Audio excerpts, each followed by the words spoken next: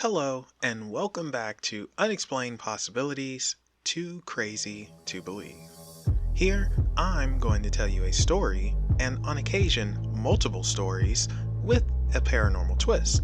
And it's up to you, the listener, to decide if the story being told is real or something made up and is just too crazy to believe.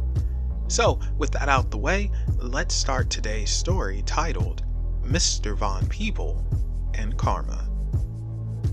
Mr. VonPeeble was a liar and a racist. There's just no way of sugarcoating this fact. Many people knew this and many more didn't care. Mr. VonPeeble was also an influential person in the town of Fotales, and that is partially why he became cursed. The other part is because Karma paid him a visit. One day, leaving out of the market, Mr. VonPeeble came across a black woman being harassed by a white man. Mr. VonPeeble didn't intervene and didn't think much of it. He didn't want to concern himself, and he wasn't going to make it a concern. That is, until the unthinkable happened. The man had groped the woman, and in self-defense, the woman slapped the man. Witnessing this, Mr. VonPeeble felt insulted and angry, not because the woman was groped, but because she had the audacity to hit a white man. The person who the black woman hit in defense of herself retaliated. He pulled a gun out that was hidden in his coat and shot and killed this woman in front of Mr. VonPeeble. People rushed out the market after hearing the gunshots. Some screamed for an ambulance to be called, while Mr. VonPeeble stood there, trying to come to terms with what he just witnessed. The white man who killed the woman would casually walk off as if it were just another day. Many months later, Mr. VonPeeble would learn that the black woman killed was a nurse who was stopping by the market to pick up a few things to eat before her shift started. This was something she would regularly do. Caramaine Eris Velis, sometimes referred to as Karma for short, was her name. Mr. VonPeeble would also find himself on the witness stand testifying about what he saw that fateful day as the man who killed Caramaine was charged with murder, and this was his trial.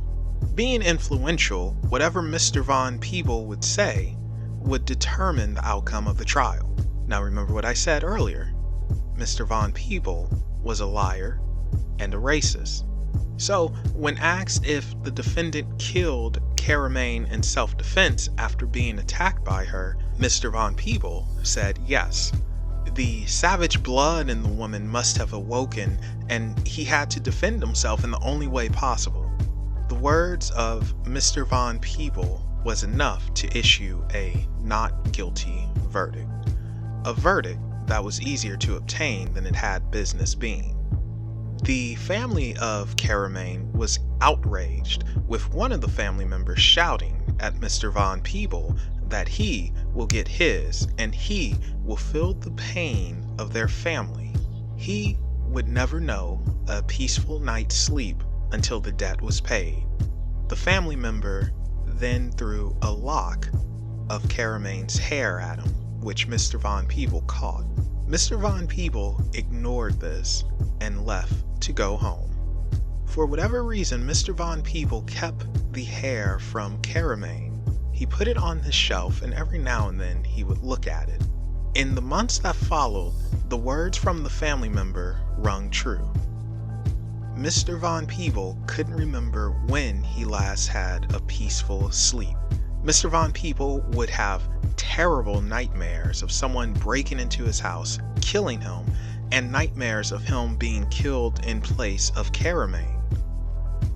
This would go on for well over a year, to the point Mr. VonPeeble became paranoid that people were out to get him, that he was being judged, getting funny looks, and like he could be attacked at any moment. In Mr. VonPeeble's own words, it started to feel like he was colored. On one particular night, Mr. VonPeeble's paranoia proved to be correct. Someone was breaking into his home. Mr. VonPeeble called the police, and it's important that you remember Mr. VonPeeble was racist.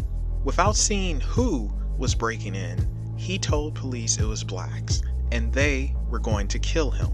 Seconds seemed like hours, and Mr. VonPeeble was trying to barricade himself in his bedroom.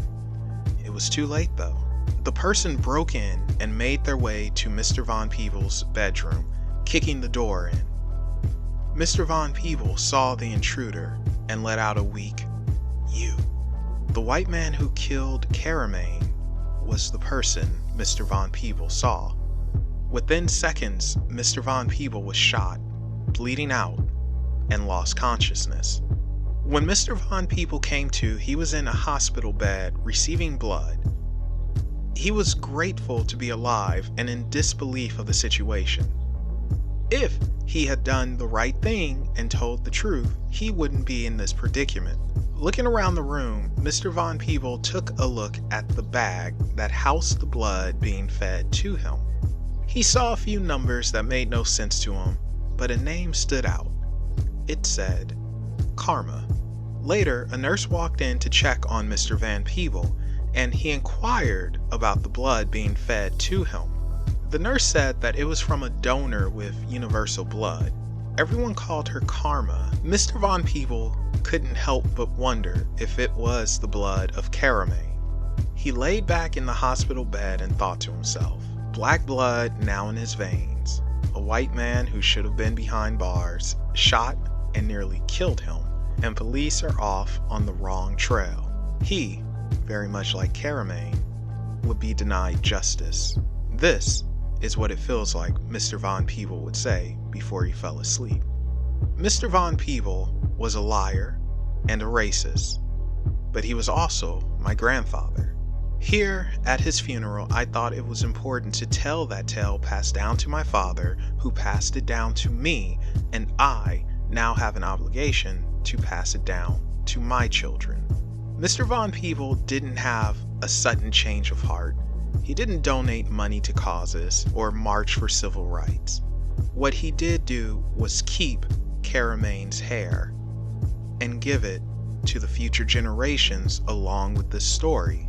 He would say that doing the right thing, no matter how difficult, will make your life easier. Because if we didn't, karma, who was watching, would always make sure a person would get what they deserve.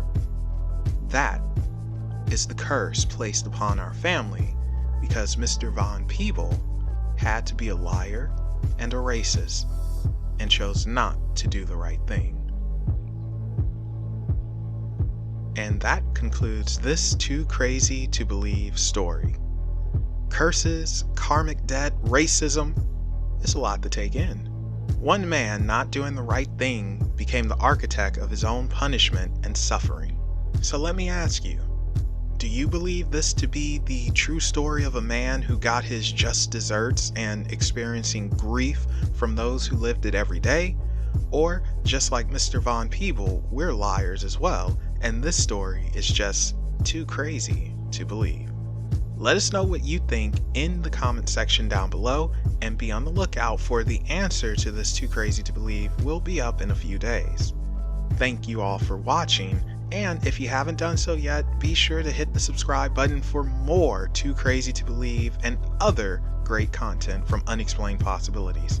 Also, don't forget to follow Unexplained Possibilities on Facebook, Twitter, Reddit, and Instagram. Those links can be found in the description below. Thank you again for watching, and I will be seeing you later.